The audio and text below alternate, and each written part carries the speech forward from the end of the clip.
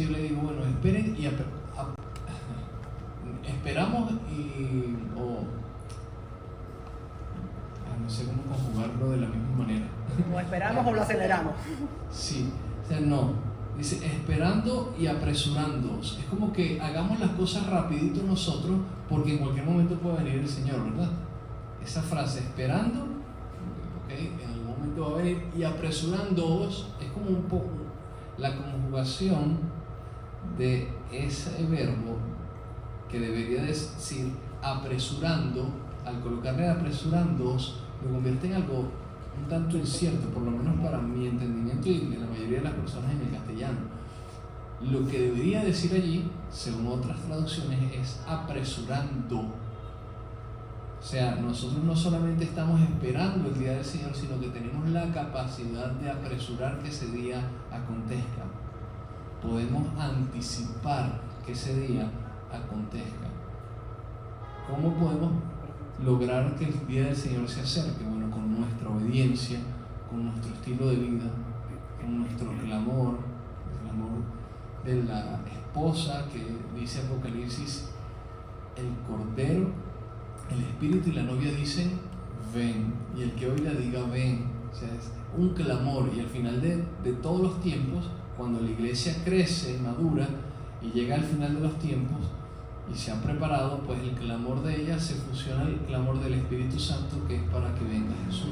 Porque a pesar de que tú y yo podemos parecernos mucho a Él, podemos llegar a ser muy maduros y podemos hacer grandes cosas, nada estará completo hasta que Él regrese. Lo que más va a convencernos de nuestra necesidad de Él es que cuando veamos que estamos haciendo las mismas obras que Él hizo, obras mayores, todavía sentimos que falta algo, que estamos incompletos, que lo necesitamos a Él, que Él no es simplemente la guinda en el pastel, como algunas teorías escatológicas piensan. El posmilenialismo piensa que la iglesia va a conquistar el mundo y Cristo va a llegar como la guinda del pastel, a decir, bueno, aquí estoy yo, ya ordenaron el mundo, ok, ya puedo regresar. No, más bien lo contrario, la Biblia nos enseña de una manera muy clara que cuando el Señor regrese, Él es el que va a poner orden, Él es el que va a enjuiciar, es el que va a tomar la venganza de Dios, es el ejecutor de la ira de Dios sobre la tierra. Y obviamente los que han sido amparados por su sangre, por su sacrificio, no son merecedores de ese juicio, porque Cristo ya lo recibió por nosotros. Pero aquellos que le rechazaron, que le escupieron y que se han rebelado continuamente a lo largo de la historia de la humanidad, y específicamente en esa última generación, con el anticristo como líder, pues van a probar de esa ira del que está sentado en el trono y del Cordero. Entonces nosotros esperamos y tenemos la capacidad de apresurar ese día cuando nos preparamos a nosotros mismos y preparamos a otras personas para la venida del Señor. ¿Okay? Verso 13 dice, pero nosotros esperamos, según sus promesas, cielos nuevos y tierra nueva, en los cuales mora la justicia. Y la gente suele idealizar muchas cosas con este pasaje y dice, bueno, en algún momento todo lo que hay va a ser deshecho, ¿no? Y el mundo va a explotar y no sabemos si quizás sea un hoyo negro, qué es lo que le va a suceder al planeta, pero se va a explotar y Dios nos va a poner en otro planeta mejor, donde no va a haber pecado, donde no va a haber rastros de las cosas pasadas.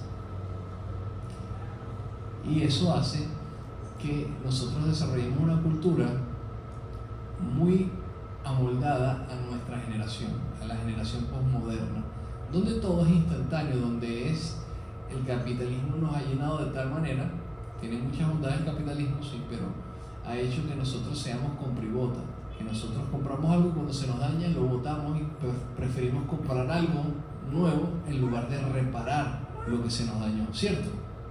Si tuviéramos el dinero por la cultura que traemos, ¿qué haríamos? ¿Repararíamos las cosas o compraríamos constantemente cosas nuevas y desechamos las malas? Esa es parte de nuestra naturaleza caída, pero la naturaleza de Dios no es así. Gracias a Dios que no es así, porque si fuera así hace rato que nos hubiera desechado a todos nosotros y hubiera creado una nueva creación y unos nuevos seres humanos que no pecaran como Adán. La naturaleza de Dios es redimir al mundo, y por eso, a pesar de que ahí dice cielos nuevos y tierra nueva, no está haciendo alusión a una literalidad de la palabra, sino que la Biblia nos muestra, porque la revelación debe entrar en coherencia una con otra, que Jesucristo va a restaurar la tierra, y por eso es que Él va a reinar 1000 años. En esos 1000 años va a restaurar la tierra, a tal punto que dice Isaías que el que muera de 100 años será considerado maldito. ¿Por qué? Porque va a restaurar de tal manera la creación, las cuestiones climáticas, las cuestiones de los ciclos naturales, la contaminación, va a restaurar la creación a tal punto que volveremos a ser más longevos como era en el inicio de la escritura, cuando vemos que un Matusalén vivió 976 años. ¿Cuánto? 966. 960, no fueron 960, seguro. Bueno, me atrevería a jugármelo. 969. 969, sí, no fue el número exacto. 969. Estábamos por ahí. 969. Es el hombre que más ha vivido, pero no sabemos, eso es a partir del pecado. ¿Cuánto tiempo llevaban vivos Adán y Eva en el jardín del Edén antes de pecar? No lo sabemos. Y probablemente ellos vivieron mucho más tiempo en el jardín del Edén hasta que pecaron, y ahí cayó la humanidad y cayeron todos los seres que ellos habían procreado en un estado de perfección, no perfección, pero de idealidad, porque no había contacto con el pecado hasta que ellos tomaron su decisión de comer de lo prohibido. Entonces dice: esperamos según su promesa cielos nuevos y tierra nueva en los cuales mora la justicia. Lo que está hablando es una restauración física y espiritual, donde ya la influencia espiritual de maldad que gobernaba en las regiones celestes no va a influir en las decisiones de los hombres. Así como la serpiente tentó a Adán y a Eva, pues en el mundo espiritual hay seres que constantemente influencian nuestras mentes y que nos presionan, nos oprimen. A los cristianos no los pueden poseer, pero la gente en el mundo tan separada de Dios le abre puertas en su vida a estos espíritus por medio de vicios y ataduras, y los demonios pueden hasta poseerlo, pueden hasta anular su raciocinio, su capacidad de valerse por sí mismos, y los usan como si fuesen simplemente un transporte, un medio. De hecho, le llaman así en el espiritismo los medios. Entonces, cuando habla de cielos y de tierra nueva, podemos ver que está hablando es de una restauración física y espiritual para la creación.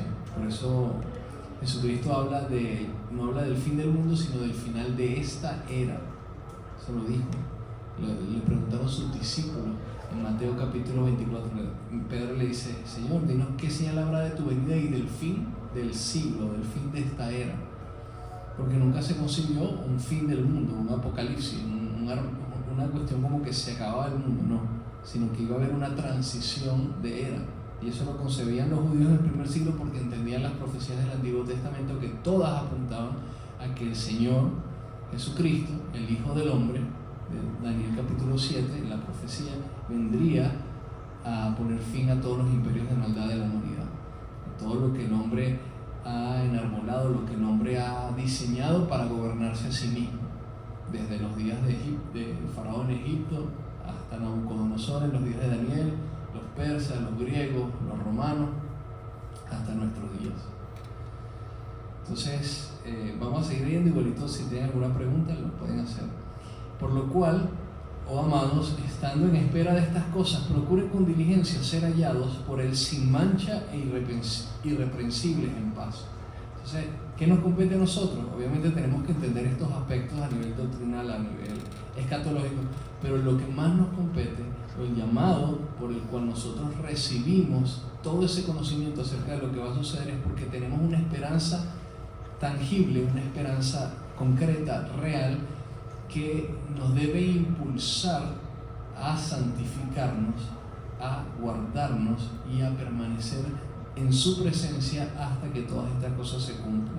Entonces, lo dice primera de Juan 3:2, dice: porque todo aquel que tiene esta esperanza en Él se purifica a sí mismo como aquel a quien espera es puro.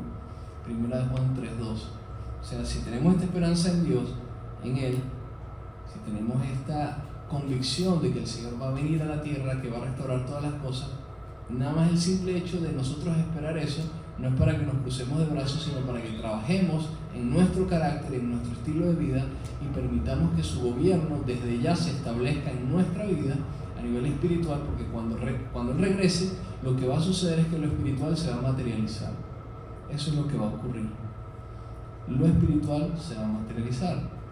El hombre interior pues va a salir a relucir. Por eso es que va a ser un día en el que va a haber vergüenza para algunos. Dice, confusión perpetua, dice el libro de Daniel en el capítulo 12. O también va a ser un momento de recompensas y de dignificar las obras en silencio, lo que nadie vio pero que tú estabas haciendo para servir a Dios. Pues el Señor lo va a dignificar allí. Después el verso 15 dice, y tener entendido que la paciencia de nuestro Señor es para salvación, como también nuestro amado hermano Pablo. Y me gusta esto porque Pedro y Pablo en un momento no tuvieron muy buena relación, o digamos, Pablo fue un poco duro con Pedro en la carta de Gálatas, pero vemos que a pesar de que hubo momentos difíciles en su relación, donde hubo exhortaciones fuertes de parte del Señor, no a nivel humano, sino de parte de Dios, y maneras diferentes de ver en algún sentido, ellos lograron resolver todas sus diferencias. Y fíjate cómo él habla del mismo Pablo.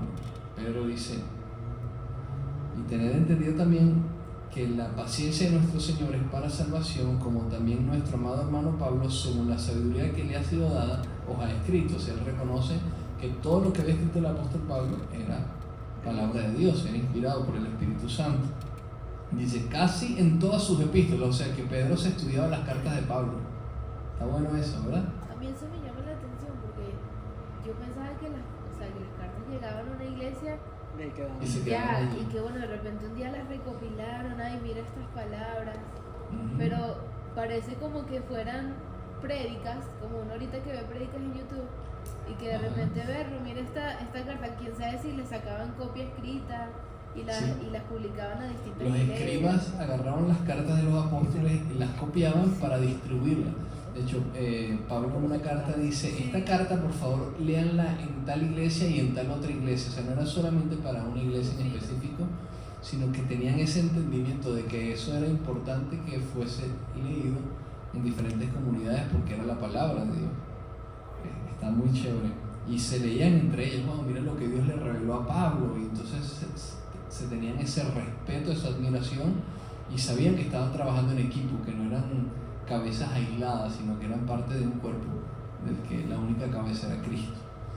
Entonces, hablando de estas cosas, entre las cuales hay algunas difíciles de entendimiento, así lo dice el apóstol Pedro, de la cosa que había escrito Pablo, hay algunas difíciles de entender, las cuales los indoctos e inconstantes tuercen. Y entonces ya vemos que en la antigüedad ya existían estas herejías donde dice los inconstantes y los indoctos.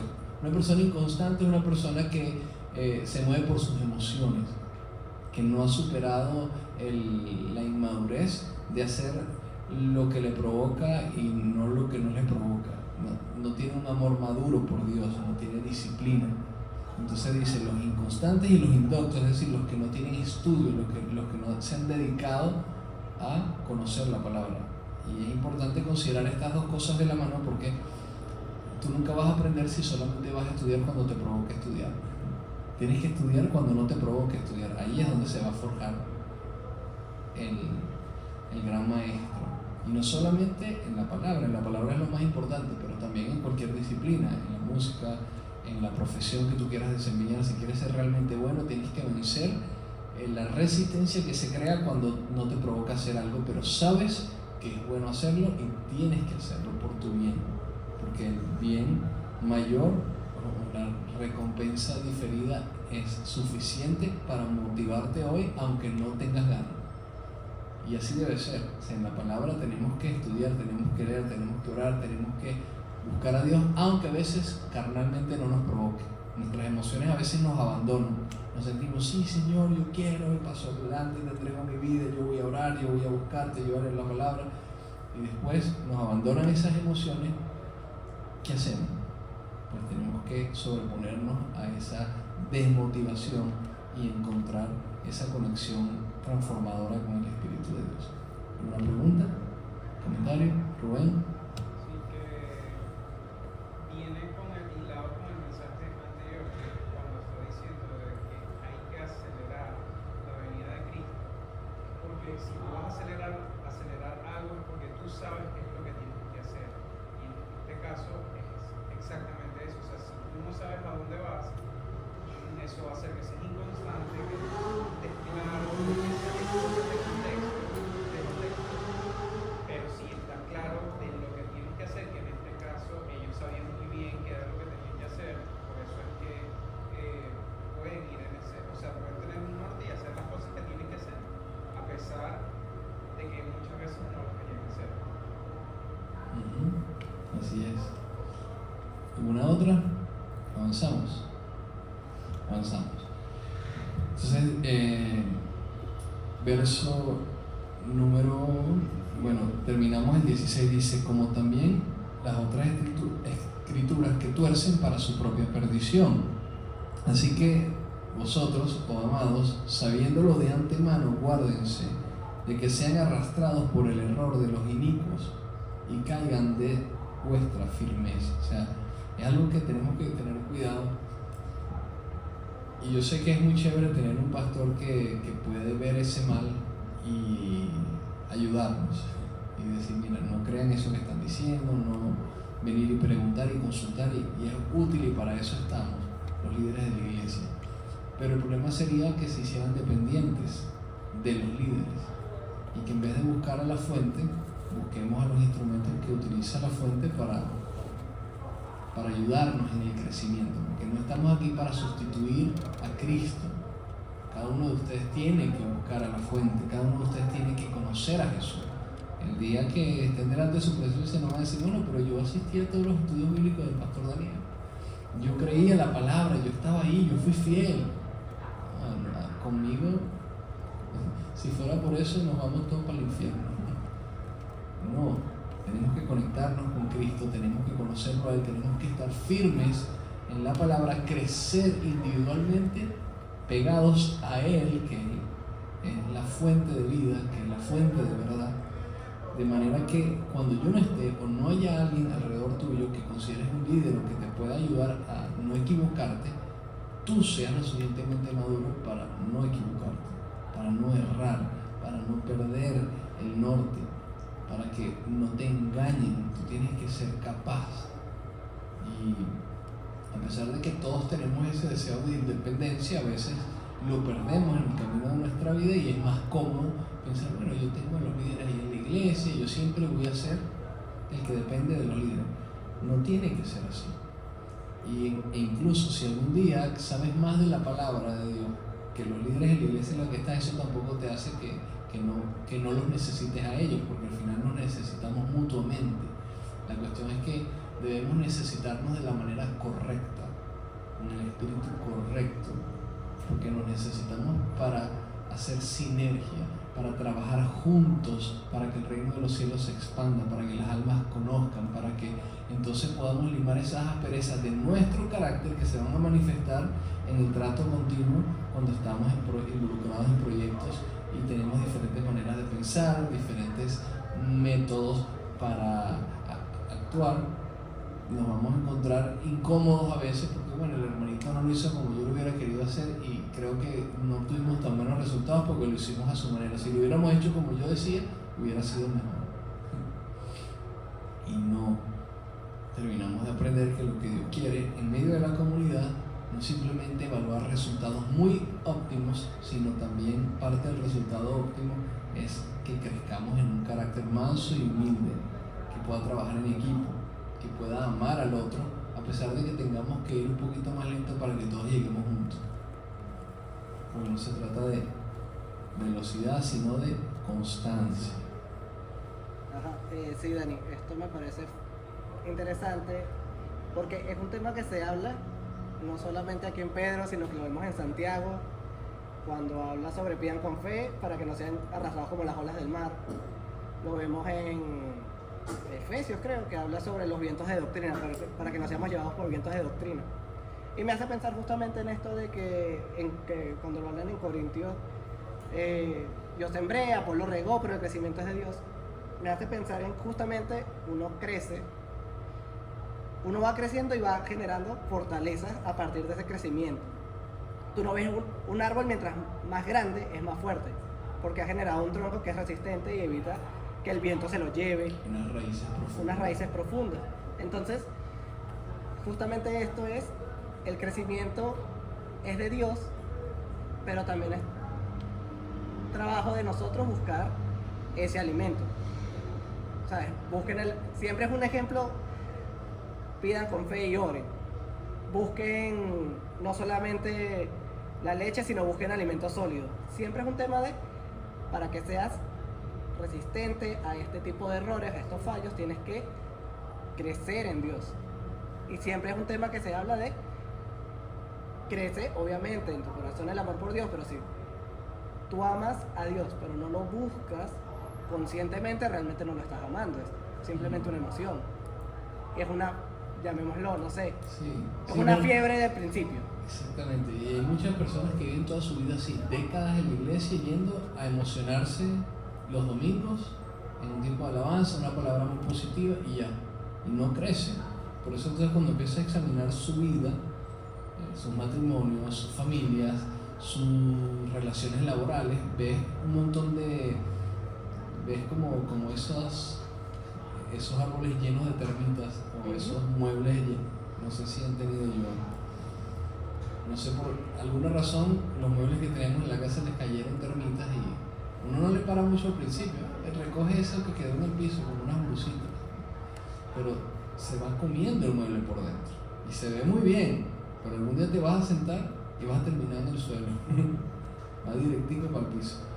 Y es así lo que ocurre, y lo dice el libro de Cantares, dice: cazadme las pequeñas zorras que echan a perder, ¿qué dice? Que echan a perder la viña, que echan a perder la viña. Esas pequeñas zorras, está hablándonos de esas cosas que consideramos insignificantes, pero que todo parece bien, pero de fondo no.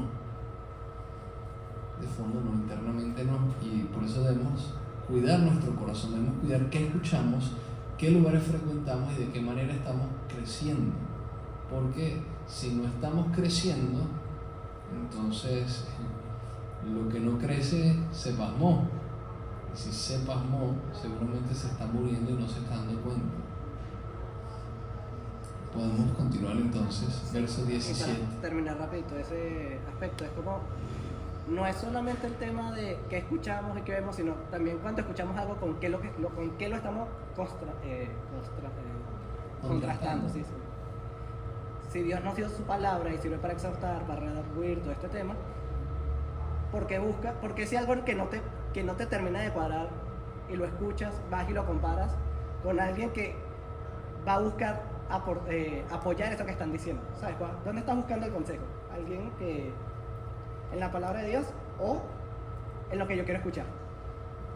Ok, sí, exactamente. Obviamente, para que existan maestros que te dicen lo que tú quieres escuchar, tienes que haber personas que solamente van a buscar lo que quieren escuchar y ya. Y de esos está lleno nuestra generación, de lugares donde ¿cómo te sentiste? ¿Te gustó la alabanza? Pero nadie se pregunta si a él le gustó.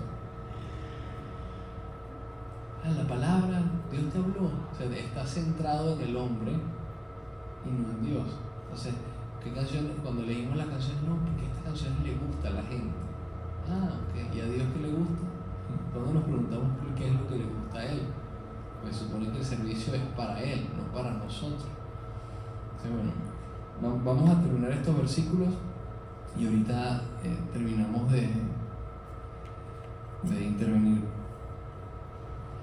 17 dice: así que vosotros, oh amados, sabiéndolo de antemano, guardaos, no sea que arrastrados por el error de los inicuos caigáis de vuestra firmeza. Ya lo leímos. 18. Antes bien, creced en la gracia y el conocimiento de nuestro Señor y Salvador Jesucristo. A Él sea la gloria y hasta el día de la eternidad. ahora y hasta el día de la eternidad. Amén. Entonces, debemos crecer en la gracia y el conocimiento. Me gustan esas dos cosas porque solemos romantizar como cristianos esta frase, crecer en la gracia. ¿Qué es crecer en la gracia? De hecho, hay una secta en Sur Corea, creo que se llama Creciendo en Gracia. Y crecer en gracia para ellos es simplemente crecer en libertades, en libertinaje. Crecer en gracia se convierte como en, bueno, vamos a ver qué tan grande es la misericordia de Dios que no me envía un rayo desde el cielo para acabarme en medio de mi irreverente pecado, vida pecaminosa. Ya te va a dar la palabra, Miguel Ángel. Crecer en gracia. Me recuerda cuando dice la palabra que Jesucristo, Él crecía, ¿verdad?, en gracia delante de Dios y favor delante de los hombres. Dice la palabra. Él es algo coherente, ¿no? Crecía físicamente, pero la gente lo estimaba por cómo era de niño, de adolescente, de joven, en su temprana adultez. Era bien valorado por su entorno. Me pregunto si así es con nuestra vida, en nuestro entorno, nuestra familia, nuestros allegados, nuestra comunidad. ¿Cómo nos ve nuestra comunidad? Como alguien que aporta soluciones, que ayuda, que colabora, que está allí para servir a los demás, o que solamente está buscando qué provecho puede sacar para sí mismo como un egoísta. Al igual que en gracia. ¿Qué es crecer en gracia? Crecer en gracia, si entendemos lo que es la gracia de Dios, ¿verdad?, es el favor no merecido. ¿Cómo yo puedo crecer en el favor no merecido de Dios? Si más bien es no merecido, entonces ¿cómo yo crezco? ¿Cómo hago yo algo para crecer en gracia? Y es porque la gracia tiene dos funciones en nuestra vida. El día sábado, en el taller de Evangelio Completo y Verdadero, hablamos del poder de la gracia para transformarnos. Porque la gracia no solamente nos justifica, nos es ese favor no merecido que obra en nuestra vida, siendo pecadores, nos cubre para que Dios nos vea como ve a Jesús. Esa es la justicia. La gracia es que nosotros ahora recibimos una investidura, unas vestiduras limpias que no merecemos, pero que Cristo nos las quiso dar por amor. Pero no es solamente ese evento, porque si ponemos en perspectiva, la salvación o el mero hecho de entregar nuestra vida a Cristo puede ser un día, un evento, un antes y un después. Es importante que sea un antes y un después. Es una decisión acompañada de muchas más decisiones para acercarnos a Dios y mantenernos allí. Esa es la salvación. Pero la gracia tiene el poder de transformar nuestra vida. De que las cosas que a mí me gustaban, que sé que no le agradan a Dios, pues dejan de gustarme progresivamente. No va a ser en la mayoría de los casos algo milagroso. Yo me gustaba fumar, me gustaba drogarme, yo era promiscuo y ahora ya no me provoca, no. Quizás la tentación más fuerte venga cuando quieras dejar ese camino, cuando quieras dejar esos pensamientos, esas distorsiones del carácter, de la identidad, al entregarte a Cristo. Cuando una persona que es producto de esa disforia de género y viene alguien que ha sido transexual y llega a una iglesia y se convierte genuinamente y dice, bueno, yo nací como un hombre, pero me mutilé el cuerpo y me pusieron unos senos y me cortaron mis partes íntimas porque yo me quería parecer una mujer, pero ahora entiendo que eso está mal y yo le quiero entregar mi vida a Jesús. Entonces comienza una transformación en su vida. Hay un antes y un después. Eso empieza a verse físicamente también. Lo primero que hace es que tiene que deshacerse de lo que pueda deshacerse de esas operaciones en la medida de lo posible, pero no puede recuperar cosas que perdió de él. Entonces, pero eso no quiere decir que no pueda recuperar el diseño que Dios le dio a él como hombre, a pesar de que haya mutilado su cuerpo. Entonces, la transformación tiene que ser evidente. Y es una transformación de la que los primeros que se van a dar cuenta son los que están más cerca. Tu familia, tu entorno. Porque la gracia obra en la vida individual de cada uno, haciéndonos parecer cada vez más a Cristo. Por eso dice, creciendo en la gracia y en el conocimiento. ¿Qué me compete a mí? Crecer en la gracia es crecer en madurez para dejar que Dios haga lo que tiene que hacer en mi vida. Crecer en madurez para yo ceder el volante de mi vida, de mis decisiones, y dejar de tomar decisiones por producto de mis emociones y dejar que Dios gobierne mis pensamientos, dejar que Dios gobierne mis decisiones. Eso es crecer en la gracia. Y en el conocimiento es porque Dios no solamente quiere que nosotros anulemos quienes somos y nos convirtamos simplemente en unos huéspedes al lado de Dios que hace y deshace, porque el Espíritu Santo no posesiona a nadie. El diablo sí es un sinvergüenza que lo que quiere es quitarnos el volante de la vida y gobernar él, y por eso le encanta poseer a las personas. Pero el Espíritu Santo jamás va a alterar ni va a vulnerar nuestro libre albedrío, nuestra capacidad de decidir. Él nos inspira, nos guía, nos sostiene, pero somos nosotros los que tomamos las decisiones. Y siempre va a ser así, en Él. Por eso es que cuando llega alguien y dice, no, lo que pasa es que yo sentí algo del Espíritu que no lo pude contener, yo ya va, espérate. Yo entiendo que te pudiste haber emocionado, pero separa un poquito tus emociones y date cuenta de que sí te puedes detener. ¿Es el Espíritu Santo? Sí. Y el Espíritu Santo jamás va a alterar tu capacidad de decidir. Si no lo estás pudiendo detener, ese ímpetu, ese frenesí, quizás tú estás siendo influenciada por un espíritu extraño. Y lo hemos visto. Y se visten de una manera espectacular, no físicamente, sino de que aparentan ser palabras de Dios, profecía, dones y tal. Y cuando pones cuidado y empiezas a ver que lo que está declarando esa persona está un poco extraño y no tiene sentido espiritual, cuando lo evalúas y lo discernes espiritualmente, lo confrontas y la persona ha perdido el control de sí mismo cuando está en esos trances en los que entran muchas personas que creen que no es que estoy orando y me viene un éxtasis en el espíritu y yo hablo y esa es la profecía. No era así. No era así. Eso le sucede a los médiums, a los espiritistas, eso le sucede a los hechiceros en el mundo. Lo que pasa es que muchos lo quieren meter dentro de la iglesia. Entonces, crecer en la gracia y en el conocimiento de Dios es súper necesario, porque Dios quiere que tú y yo no solamente seamos un conducto que lleva cartas, que mensajes. Dios quiere que nosotros nos convirtamos en el mensaje. Y la única manera de que tú y yo nos convirtamos en el mensaje es que comencemos a pensar como Él piensa.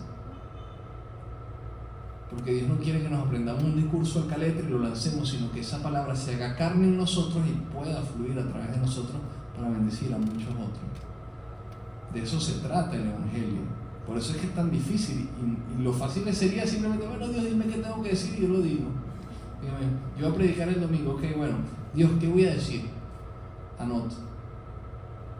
Eso nada más, ok, yo lo digo. No. Dios hace cosas como le pidió a Oseas, ve y cásate con una mujer pecadora y vas a ejemplificarle a mi pueblo lo que yo siento por su infidelidad. O sea, Dios quiere que nosotros experimentemos la palabra, la vivamos, se haga carne en nosotros, que aprendamos a razonar como Dios razona, entendamos la lógica detrás de la palabra, la verdad y el Dios detrás de esa verdad, y entonces podemos ser instrumentos. Y por eso nos dice la palabra, crezcan en la gracia y en el conocimiento. Y me impresiona que en nuestros días hay demasiada subjetividad en este punto. La gente cree que para servir a Dios tiene que anular su razón, tiene que crucificar su raciocinio. Es decir, estas son cosas que nunca las vas a entender. Ay, qué espiritual. No, tiene nada que ver con la palabra. Nada que ver, porque Dios más bien, en una y otra vez los apóstoles dicen, sean llenos de toda inteligencia y conocimiento espiritual para que anden como es digno del Señor, agradándole en todo y dando fruto en toda buena obra, creciendo en el conocimiento de Dios, Colosenses 1:9, y Pablo oraba en Efesios 1:17 para que sean llenos de espíritu de sabiduría y de revelación en el conocimiento de Él, alumbrados los ojos de su entendimiento. O sea, despierten la capacidad que Dios les dio para pensar correctamente y actualicen el sistema operativo para que entonces puedan procesar la información bien. ¿Sí? ¿Se entiende? Ok, tengo varios en cola. Primero Miguel Ángel. Iba a comentar algo, pero quedó bien atrás. Quiero comentar algo sobre esa secta llamada Creciendo en Gracia. Ok. Es un engaño tan sutil,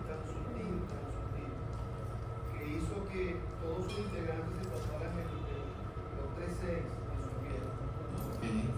Unos lo tatuaron en la frente, otros lo tatuaron en el. Yo conocí a varias personas allí cuando predicaba en la Plaza Loyal. Ok. Y allí se le presentaron varias personas así de Creciendo en Gracia. Se tatuaron los 3 6 y tergiversaban de una manera terrible la escritura, pero de una manera muy sutil, que si la persona no tiene conocimiento, cae en el error. Totalmente. Por eso dice los inconstantes y los indoctos. Sí, sí. Caen ahí, tuercen la verdad y pareciera, wow, mira, como que sí. Entonces, justamente lo cité, el sábado tuvimos un taller muy bueno de fundamentos doctrinales llamado Evangelio Completo y Verdadero, y yo cité esa secta del 666, no recordaba que eran los de Creciendo en Gracia. Entonces ellos querían practicar el pecado para entonces poderlo vencer. O se tatuaban en el cuerpo para decir, bueno, todo esto está maldito porque el cuerpo está en pecado, y entonces, bueno, eso es parte del gnosticismo también, filtrado dentro de la iglesia. Desde el primer siglo eso ha estado allí, todos esos vientos de doctrina. Por eso la exhortación de los apóstoles era una y otra vez: tengan cuidado, no presten atención a estas cosas, tienen que estar claros de en qué creemos, tienen que crecer, tienen que tener sabiduría, tienen que tener discernimiento, tienen que velar. El enemigo quiere distraerlos, quiere torcer su camino. Entonces, bueno, gracias, Miguel Ángel. Una cosita más, de ahí la importancia de cuando asistimos a la iglesia, no quedarnos con las palabras que escuchamos, porque hay muchas personas que no han renunciado bueno, no sé si sé que es una persona así, al catolicismo romano. El catolicismo romano tiene la peculiaridad de que va a la iglesia y escucha al cura, pero nunca lee la escritura. Entonces, que hay la importancia de nosotros escudriñar la escritura, porque ahí nosotros, el mismo Señor lo dijo, que ahí parece que está la vida eterna, escudriñando la escritura, no solamente escuchando a la persona, sino también escudriñando.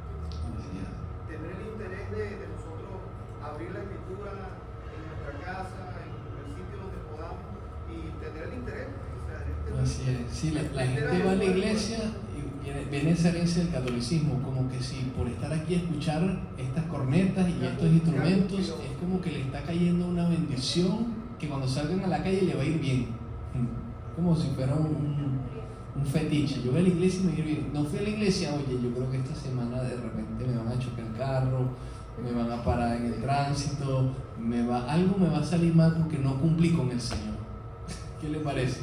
Muchos cristianos viven así. Nosotros, gracias a Dios, bueno, por lo menos ese es el esfuerzo nuestro, que nosotros como creyentes jamás vivamos en esa pasividad espiritual, sino que todos estamos llamados a llegar a la estatura del varón perfecto que es Cristo, no los líderes nada más.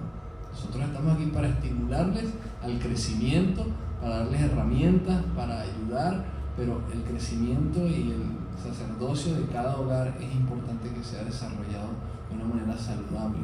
Naki. Agregando a lo que él ha comentado, le iba a hablar sobre que todas estas cosas, o sea, las podemos hacer, pero al final todas dependen, o sea, nuestra fuente es Dios. Entonces hay veces que nos confundimos, sea en la iglesia católica o en la iglesia evangélica, nos confundimos. A mí me llegó a pasar en pandemia, que no había luz, que no había agua y no podía leer, así mi devocional en ese momento. Yo pensé, no, bueno, Dios está en el momento conmigo porque yo me hice devocional por 3 días seguidos. Porque uno tiende como a eso, como a las acciones, ¿no? Entonces fue una lucha de, ok, mi salvación depende de cuánto yo hago. Y que eso es falta de conocimiento, porque cuando tenemos una concepción de Dios alejada de la realidad, yo lo voy a desequilibrar, o voy a ver a un Dios demasiado severo o demasiado complaciente. Entonces, con la palabra nos mantenemos equilibrados y podemos, ¿verdad? No vivieron una idolatría, porque eso también es una idolatría. Te terminas idolatrando la disciplina espiritual porque ella es la que te da favor delante de Dios. No es que uno no lo haga, o sea, es importante hacerlo, pero que uno esté consciente de que las cosas no dependen ni siquiera de tener el libro, sino de en qué te estás hablando en Jesús. Que una persona le llega a dar Alzheimer, es cristiano, va a dejar de ser salvo por eso, si no va a dejar de tener compasión por esas personas. Eso es ese tipo de cosas que uno también tiene que tomar en cuenta. Así es. El crecer en gracia y en el conocimiento de Jesús no tiene que ver con eso. Así es. Bueno, Daniela. yo que vengo justamente de una familia católica, solo que un poco más laica, yo me he dado cuenta también de que a veces ni siquiera es una cuestión espiritual que la gente vaya a iglesia, a la misa todos los domingos, sino ya es algo cultural. Entonces ya la fe pasa de ser fe a algo cultural nada más, meramente, que yo voy a la iglesia porque bueno, soy católico y ya. Pero Una tradición ¿qué es familiar. para ti ser católico? O sea, ni siquiera saben realmente qué significa la palabra católico. Entonces pasa eso de que van a la misa, capaz ni escuchan la misa, o sea, están ahí sentados. Por lo menos a mí me pasaba eso cuando yo era muy niña, pues, pero cuando a mí me llevaban a la misa yo no escuchaba la misa. Sí. Me daba No, y sueño, es que en el todo. catolicismo a veces la acústica dentro de las catedrales o de las iglesias de ellos es como para que tú no entiendas. Y entonces el tono de voz. Sí, y casi siempre son señores muy Entonces- viejitos. Casi siempre son señores muy mayores que No se les entiende cuando hablan, entonces pierde el sentido. Es casi que una misa en lengua. Nadie entiende nada. Entonces, no vale la pena. Entendiendo totalmente. Venimos de ese contexto, muchos. Familias católicas. Venezuela es culturalmente católico, pero no es una cuestión de fe, es una cuestión cultural. Sí, y eso a veces hace que sea más difícil hablar del Evangelio porque la gente cree que ya lo sabe y no sabe nada. No sabe nada. Sí, bueno, No ha un conocido ejemplo a muy Dios. bueno de eso mismo es que el mismo Papa salió a decir que ya María era una intercesora y los mismos católicos se siguen peleando con los cristianos porque María no se la adora, sino que se le venera y es como que ya el Papa dijo que no es así. Ya no es correcto. Pero no importa lo que diga ya ni siquiera el Papa, es una cuestión cultural ya que tienen arraigado. Ujú. Así es. Mari. Un poco agregando lo que tú comentabas Fernando, que recordé que el sábado en el taller hablaban sobre, o sea, creemos o seguimos a Dios por temor, por miedo a las consecuencias. Bueno, como tú comentabas ahorita, bueno, si no voy a la iglesia, seguro que esta semana me va a ir mal. Entonces, bueno, yo voy a la iglesia por esto, o hago el devocional por esto, o oro por esto, porque tengo miedo a que me vaya a pasar algo. Entonces, un poco, o creemos por temor, o creemos realmente por convicción. Sí, o por deber. La gente actúa por temor, deber o por amor. Y la motivación más excelente es el amor. El que persevera hasta el fin lo hace por amor. Entonces, bueno, hemos llegado al final de este libro. Segunda de Pedro trajo lo suyo. ¿Mm? Algo mencionar que me parece chévere. En el comienzo del libro, Pedro habla también sobre la gracia y el conocimiento de Jesús. Dice en el versículo 2 que Dios les dé cada vez más gracia y paz a medida que crecen en el conocimiento de Dios, de Jesús. Ujú. Segundo versículo. Sí, muy bien. Eso lo hace un buen predicador. Comienza con un tema, dice muchas cosas que desprenden de ese tema final fundamental y vuelve al tema y cierra con la misma idea. Porque está claro, el Evangelio es eso. Nosotros nos lo complicamos, pero es porque nos lo complicamos porque es difícil para nosotros, porque requiere morir, requiere despojarnos de nosotros mismos, de nuestras ambiciones personales y comenzar a buscar las cosas que Dios quiere. Crecer en la gracia es permitir que el Espíritu Santo nos convierta en un mejor reflejo de Jesús. Y eso quizás dicho de manera general, bueno, es bien recibido, pero cuando hablamos de esto hablo de matrimonios que sean reflejos de Jesús, comunidades, trabajos, en desempeños laborales que reflejen a Jesús. La gente dice, no, tú trabajas distinto. No has dicho una sola palabra, no andas diciendo gloria a Dios, no andas diciendo amén, no andas identificándote como cristiano, no tienes que decir ni siquiera Dios te bendiga, pero tú trabajas diferente en tu entorno. ¿Cuál es la huella que estás dejando? Hay más gracia, hay gracia desprendiéndose de lo que haces, que esa gracia bendice y salpica a tu entorno, agrada, produce gratitud. Y bueno, la semana que viene vamos a iniciar con un nuevo libro. Yo les propongo que sea Primera de Juan, para seguir el orden que llevábamos. Leímos Santiago, leímos Oseas, leímos Primera y Segunda de Pedro, y Primera de Juan cae bien. Primera, Segunda y Tercera de Juan, y después leímos Judas, que ya Apocalipsis lo estudiamos hace unos meses atrás. Entonces,